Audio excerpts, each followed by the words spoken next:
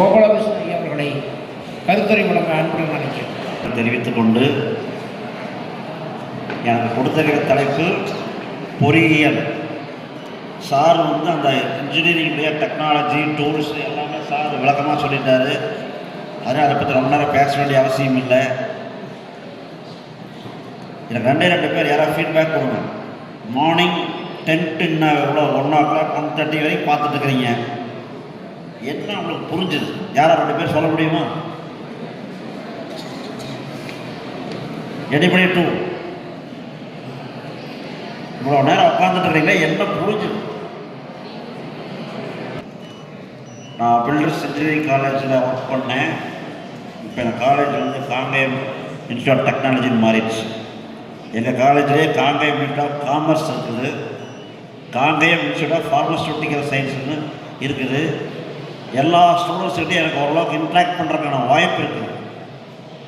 இதெல்லாம் இன்ட்ராக்ட் பண்ணும்போது எனக்கு ஒரே வருத்தம் என்னன்னா, எதுக்காக இந்த கோர்ஸ் படிக்கிறது யாருக்குமே தெரிய மாட்டேங்குது. இப்போ எல்லாம் சொன்னாங்க, எப்படி மார்க் ஸ்கோர் பண்ணுறது, எப்படி இன்ஜினியரிங் வாங்குறது, அண்ணா யூனிவர்சிட்டியில் எப்படி சீட்டு பிடிக்கிறது, ஐஐடியில் எப்படி பிடிக்கிறது, அப்புறம் சார் சொன்னார் குரூப் எக்ஸாம் பாஸ் பண்ணி, எல்லாம் ரைட்டு. என்ன பர்பஸ், எதுக்காக படிக்கிற யாருக்குமே தெரியாது. நான் சொல்லுங்க, எங்கள் அப்பா சொன்னார் படிக்கிறேன், எங்கள் டீச்சர் கட்டாயப்படுத்துறாரு படிக்கிறேன். நான் வந்தோடனே ரொம்ப ஆதங்கப்பட்டேன். நாங்கள்லாம் படிக்கும்போது இந்த மாதிரி வழிகாட்டுதல் நிகழ்ச்சிகள்லாம் கிடையாது. நீங்கள்லாம் ரொம்ப கொடுத்து வச்ச மக்கள் இல்லையா, எல்லாம் வழிகாட்டுறாங்க. இப்போ கடைசியாக எனக்கே ஒரு சந்தேகம் வந்துருச்சு. நீங்களும் என்ன மாதிரியே கன்ஃபியூஸ் ஆகி கொண்டு வந்துருப்பீங்களோ, எல்லாம் வேணும் உட்காந்துருக்கிறீங்க. 2 மணி நேரம் இருந்து என்ன லேர்ன் பண்ணு யாரும் சொல்ல மாட்டேங்கிறீங்க. ஏதாவது புரிஞ்சுதா? என்ன புரிஞ்சுது சொல்லுப்பா, நீ சொல்லு. செகண்ட் ரோவில் கையில் சொல்லு. செகண்ட் ரோ என்ன புரிஞ்சுது சொல்லு. சார் மைக்கு தான் கொடுங்க சார். நினைச்சேன் சார் மைக்கு தான் அரசு பண்ணுவார். எந்த பையன் கையெழுத்து வாங்கினாலும் நான் பிரின்சிபலாக ரொம்ப தவறாமல் கேட்டேன், உங்கள் எதிர்கால திட்டம் என்ன? ஒருத்தருமே சொல்ல மாட்டான்.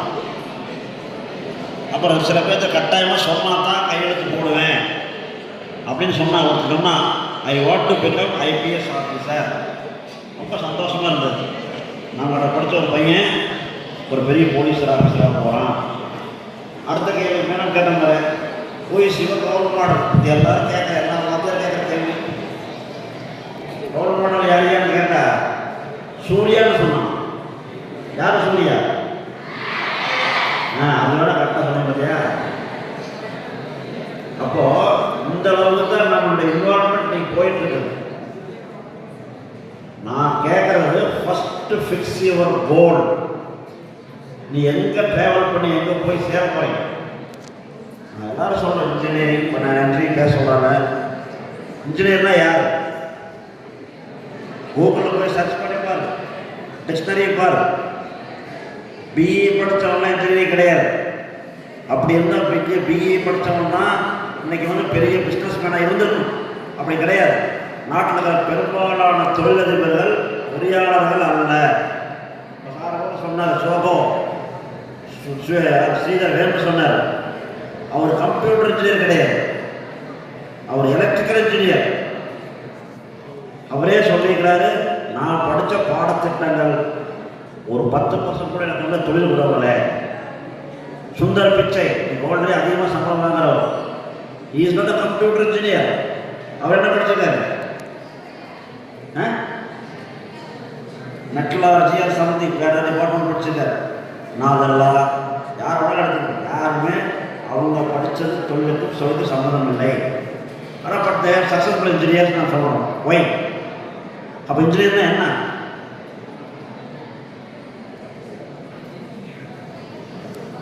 எவன் ஒருவன் 10 ரூபாய்க்கு செய்யக்கூடிய வேலையை 1 ரூபாய்க்கு செய்கிறானோ அவன் பொறியாளர். மற்றவன் பூரா டிகிரி வாங்க பட்டதாரி ஆவான். அதனால தான் இன்றைக்கி பிஸ்னஸ் பீப்புள்லாம் சம்பாதிக்கிறவங்க பெரிய அளவில் சம்பாதிக்கிறாங்கன்னா, எவ்வளோ ஒரு வேலையை எக்கனாமிக்கலாக செஞ்சு அதில் லாபம் சம்பாதிக்க முடிகிறோ அவன் தான் பெரிய பிஸ்னஸ் மேன், பணக்காரராக வர முடியும். படித்தவங்களாம் அந்த மாதிரி ஆக முடியாது. அதுக்கு you have to fix your goal. நான் என்ன படிக்க போகிறேன், பிஸ்னஸ் பண்ண போகிறேன், நிறைய பிஸ்னஸ் இருக்குது, நிறைய கோர்ஸ் இருக்குது, நிறைய கவர்மெண்ட் ஜாப் இருக்குது, எல்லாரும் நிறைய இருக்குது. நீ என்ன பண்ண போகிற? அந்த தம்பிக்கு ஒரு லைட் பண்ண கொடுத்தாரு. தம்பி காலேஜுக்கு போகிறீங்க, கிளாஸுக்கு போகிறீங்க, நிறைய மோட்டிவேஷன் கேட்குறீங்க, உனக்கு கோலை ஃபிக்ஸ் பண்ண தெரியலன்னா என்னையே பண்ண போகிறேன்? உனக்கு பேச என்ன பிரயோஜனம்? கேட்டால் பக்கத்து இருக்கிறாங்க என்ன படிக்கிறானோ அப்படி நிறையா பேர் ஸ்டூடெண்ட்ஸ் என் காலேஜில் வந்து கேட்டால் என் ஃப்ரெண்டெல்லாம் போகிறாங்க, நான் அங்கே போகிறேன். ஃப்ரெண்டு போகிறதுக்காக ஒரு கோர்ஸ் சூஸ் பண்ணிங்கன்னா அதே மாதிரி லைஃப் ஸ்டைலே போக முடியுமா? நீ போகக்கூடிய ஊர் நீ தான் டிசைட் பண்ணணும்.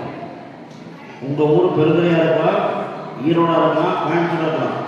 அந்த ஊருக்கு எப்படி போகிறது நீ தான் தர முடியும். நீ மதுரைக்கார ஃப்ரெண்டை பக்கத்தை வச்சுட்டு அதே ரூட்டுக்கு நான் போகிறேன்னு சொன்னால் நீ மதுரை தான் போக முடியும், ஈரோடு போக முடியாது. உன்னுடைய ஃபேமிலி சுச்சுவேஷன், பொருளாதாரம், உன்னுடைய நாலேஜு, இது எல்லாம் பொறுத்த உங்களோட வாழ்க்கை அமைய போகுது. நம்ம எல்லாருமே சக்ஸஸ் ஆன மக்களை பற்றி மட்டும்தான் பேசிகிட்டு இருக்கோம். இந்த சக்ஸஸ் ஆனவங்களாம் 140 கோடி மக்களில் 1-2 ஆவரேஜ் லைஃப் பற்றி என்ன யாரும் சொல்ல முடியணும். இன்றைக்கி நம்ம சொல்கிறோம் ரயில்வே, போஸ்டல் டிபார்ட்மெண்ட், பேங்க் எல்லாமே நார்த் இந்தியாவுக்கு வந்துட்டான். நம்ம பொருளாதாரத்தை கூட அள்ளிட்டு போகிறான். Sir they are well decided. படிக்கும் போதே என்னுடைய தகுதிக்கு இந்த வேலை தான் சூட் ஆகும். நான் ஒரு குரூப் 4 எக்ஸாம் எழுதணும், ஒரு பேங்க் எக்ஸாம் எழுதணும், ரயில்வே எக்ஸாம் எழுதணும். அதுக்கு என்ன படிக்கணும் அந்த ரூட்டில் போகிறோம். நம்ம எங்கே போகிறதே தெரியாது. பக்கத்து இருக்கிற மதுரை போகிற நானும் மதுரை போகிறோம். மதுரையில் போய் வடக்கு பார்த்தா என்ன பண்ணணும் தெரியாது. எல்லாருமே பிஜி பிஎஸ்சி பண்ண அவசியம் கிடையாது. மும்பையில் ஒரு துப்புரவு தொழிலாளர் போஸ்ட் கால் பண்ணியிருந்தாங்க. 20,000 பேர் அப்ளை பண்ணிக்கலாம். துப்புரவு தொழிலாளர் பணிக்கு 20,000 பேர் அப்ளை பண்ணிக்கலாம். 200 போஸ்ட். அது ரொம்ப தொழிற்சங்கம்னா 90 பேர் பிஎஸ்சி பண்ணிக்கலாம். அப்போ அவனை படிப்போட அருமை தெரியல, எதுக்காக படிச்சோம்னு தெரியல. அப்படியே 10th படிச்சுக்கலாமே.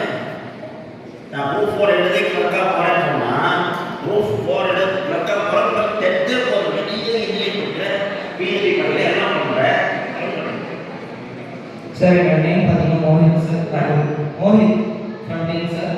நான் கம்பர்ல ஸ்கூலில் படிக்கிறேன் சார். என்னோட ஃபீட்பேக் ஆஃப் திஸ் கருத்தில் என்ன பார்த்தீங்கன்னா சார், ஸ்டார்டிங்காக எனக்கு சொன்னார் திங்கிங்னால தான் நிறைய இனோவேஷன்ஸ் வந்து வருது அப்படின்னு சொன்னார் சார். நம்மளோட திங்கிங் பொறுத்து நம்ம என்ன கோல் போகிறோமோ அதுக்கான அச்சீவ்மெண்ட்ஸ் வந்து நம்ம லைஃப்பில் பண்ணிட்டே இருப்போம். ஸோ அதை வந்து நான் இந்த கருத்தெடுத்து நான் கற்றுக்கிட்டேங்க சார்.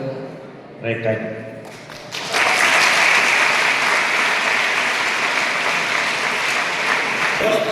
ஃபஸ்ட்டு உங்கள் கோலை நீங்கள் மட்டும்தான் ஃபிக்ஸ் பண்ண முடியும். தீரும் நன்றும் பிறகு தரம் வராது. எங்கேயோ கோல் ஃபிக்ஸ் பண்ணிட்டு எங்கேயோ வருத்தப்படாது. ஒரே ரெக்வஸ்ட் தான். அதுதான் அந்த ட்ராவல் பண்ணும். நிறையா தடம் இருக்குது, நிறையா ஹெல்ப் கிடைக்கும், நிறையா கைடன்ஸ் கிடைக்கும், எல்லாம் கரெக்ட். கோல் நீ தான் ஃபிக்ஸ் பண்ணுறதா இருக்குது. டாக்டர் படிக்கலாம், இன்ஜினியரிங் படிக்கலாம். 10th படித்தவன் இன்றைக்கி அப்போ சார் சொன்ன மாதிரி 10 தடவை எழுதி குரூப் 4 எழுதி, குரூப் 2 எழுதி, ஐஏஎஸ் செக்ரட்டரி எல்லாம் போகிற வாய்ப்பு இருக்குது. இன்றைக்கி உன்னோட ஃபேமிலி சுச்சுவேஷன், உடைய நாலேஜு, வாய்ப்பு இதெல்லாம் ஃபிக்ஸ் பண்ணி கோல் நீ தான் ஃபிக்ஸ் பண்ணணும். எல்லோரும் இன்ஜினியர் ஆகணும், எல்லாம் டாக்டர் ஆகணும்னு அவசியமெல்லாம் கிடையாது. அதனால் கோல் ஃபிக்ஸ் பண்ணுங்கள், அது சம்பந்தமாக ஒர்க் பண்ணுங்கள். டவுட் இருந்தால் யார்கிட்ட கேளுங்க. ஆனால் கோல் ஃபிக்ஸ் பண்ணுறது யார்கிட்ட கேட்காது. வேணால் பேரண்ட்ஸ் ஃபிக்ஸ் பண்ணணும். ஏன்னா அவங்களாம் ஃபினான்ஸ் சப்போர்ட் பண்ண போகிறாங்க. வித் தட் ரெக்வஸ்ட் இந்த இவ்வளோ நேரம் பொறுமையாக கேட்டதுக்கு நன்றி. ஆர்கனைசேஷன் நன்றி சொல்லிக்கிறேன். தயவு செஞ்சு முதல்ல கோல் ஃபிக்ஸ் பண்ணி ஒர்க் பண்ணணும். கருத்துரை வழங்கிய ஐயா அவர்களுக்கு நன்றி.